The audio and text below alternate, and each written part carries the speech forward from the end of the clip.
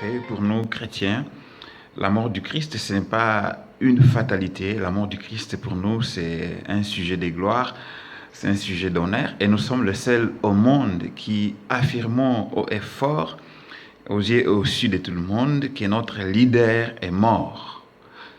Beaucoup ou d'aucuns ne l'acceptent pas, ne le témoignent pas, ne veulent même pas qu'on parle à mal de leur prophète ou de leur leader. Mais pour nous, c'est un honneur de dire que Jésus est mort et ressuscité.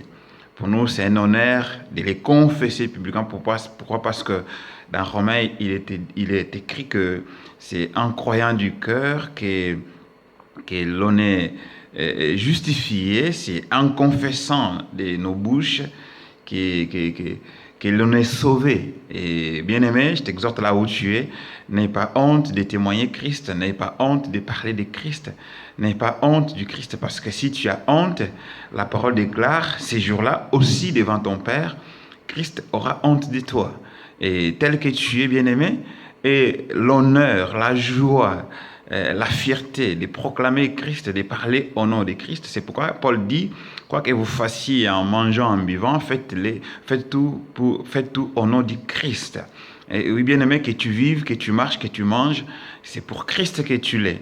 C'est pourquoi tu n'as pas honte. Tu ne peux jamais éprouver de la honte de parler du Christ, d'annoncer Christ en tout lieu, dans toutes les circonstances, dans toutes les sphères de ce monde. Tu ne peux jamais avoir honte, même au boulot. Avant de manger, il faut toujours prier au nom du Christ. Avant de te coucher, prie au nom du Christ.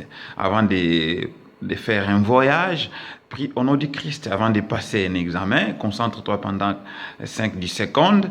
Confie-toi dans les mains du Christ. Et même quand tu termines, rends grâce déjà à l'Éternel, parce que nous sommes de ceux-là qui combattons dans la victoire. Donc, en priant pour Christ, c'est de dire, Christ, tu es ma victoire. Christ, tu as déjà vaincu pour moi. Moi, je ne fais que honorer ta parole. Moi, je ne fais que marcher selon les préceptes de Dieu. Et ce que je fais en d'autres termes, ou ce que tu fais en d'autres termes, c'est confirmer, infirmer la victoire que Christ nous a obtenue à la croix de Golgotha. Voilà pourquoi le chrétien n'a pas honte, le chrétien n'a pas peur. Le chrétien ne vit pas pour persuader le monde ou ne vit pas pour satisfaire le monde. Le chrétien vit pour satisfaire Christ, pour plaire à Dieu et non pas plaire aux hommes. Et si le chrétien a honte de dire ce qu'il a vu, de témoigner du Christ, ce n'est pas un bon chrétien.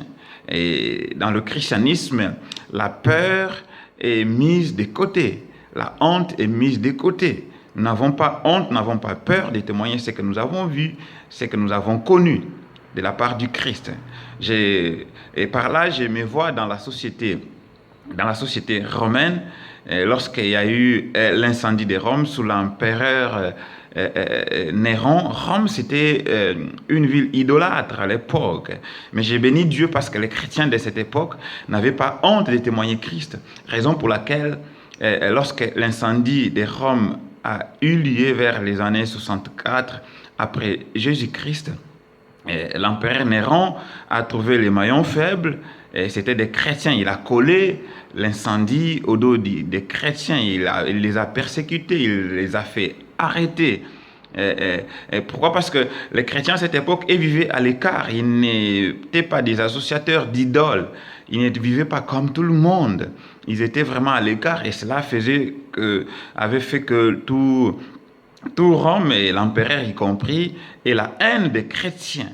Et c'est ce que je nous exhorte en ces temps derniers de la fin. Le monde aura toujours la haine des chrétiens. Et ça se voit, on peut que voir ça dans les pays dits musulmans, la Corée du Nord, où il est quasiment impossible, difficile de se faire appeler chrétien et de passer paisiblement le culte. Et pour cela, bien aimés, nous ne devons pas avoir honte ou peur, parce qu'il y a un monde qui est devant nous hostile. Mieux vaut mourir avec sa raison que de mourir comme une bête. Mieux vaut mourir avec ses vertus que que de les trahir, que d'avoir peur, que d'avoir honte. D'ailleurs, à ces sujets, la parole déclare que celui qui aura honte de moi, moi également j'aurai honte de lui auprès de mon Père. Et celui qui confessera le nom de Jésus, notre Seigneur dit, je les confesserai aussi auprès de mon Père. Réalise que tout acte que tu fais, bien-aimé, pousse Jésus à confesser aussi de toi auprès de son Père. Et cela sont des points que nous maximisons auprès du Seigneur. Tu ne peux jamais avoir honte, avoir peur de parler au nom du Christ ou de prêcher au nom du Christ.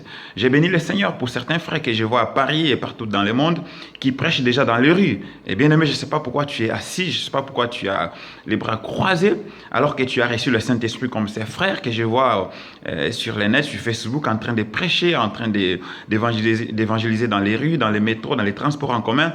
Bien aimé, fais de même, lève-toi là où tu es et annonce Christ est mort et ressuscité. Que les gens connaissent la parole pour que celle-ci serve de témoignage, parce que tous ne croiront pas, mais la parole sera, elle, quant à elle, annoncée pour qu'elle serve de témoignage, pour que personne ne dise, je n'avais pas entendu, je n'avais pas écouté, personne n'était venu à moi.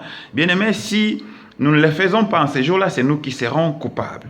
Lève-toi là où tu es, proclame Christ. Lève-toi là où tu es, annonce Christ. C'est le plus grand privilège, c'est le plus grand honneur d'annoncer Christ. Bien-aimés, je vais terminer par une petite prière et je vais prier pour tous les pèlerins, pour tous les serviteurs, pour toutes les personnes qui se sont levées au travers le monde et surtout pour la jeunesse qui aujourd'hui ne croise plus les bras, elle se lève, elle annonce Christ dans les rues, dans les quartiers, et dans les métros, dans les bus, dans les trains. Bien-aimé, je prie pour toi afin que le Seigneur des gloires illumine encore vos yeux, qu'il vous donne encore un cœur adapté, un cœur capable de l'aimer encore davantage, qu'il vous fortifie et que son Esprit Saint descende, qu'il vous donne la révélation, qu'il vous fasse comprendre les choses célestes et qu'il vous élève, qu'il vous donne un niveau très élevé, un niveau de sagesse tel que personne ne saura vous contredire, qu'il vous différencie des hommes animaux, des hommes charnels et qu'il vous bénisse et qu'il se souvienne surtout de vos efforts, car la parole déclare encore, bien-aimé, que tout ce que nous faisons dans le Seigneur, il y a une récompense. Que le Seigneur de gloire te récompense dans ce siècle-ci et dans le siècle à venir. Soyez tous bénis dans les noms puissants de Jésus.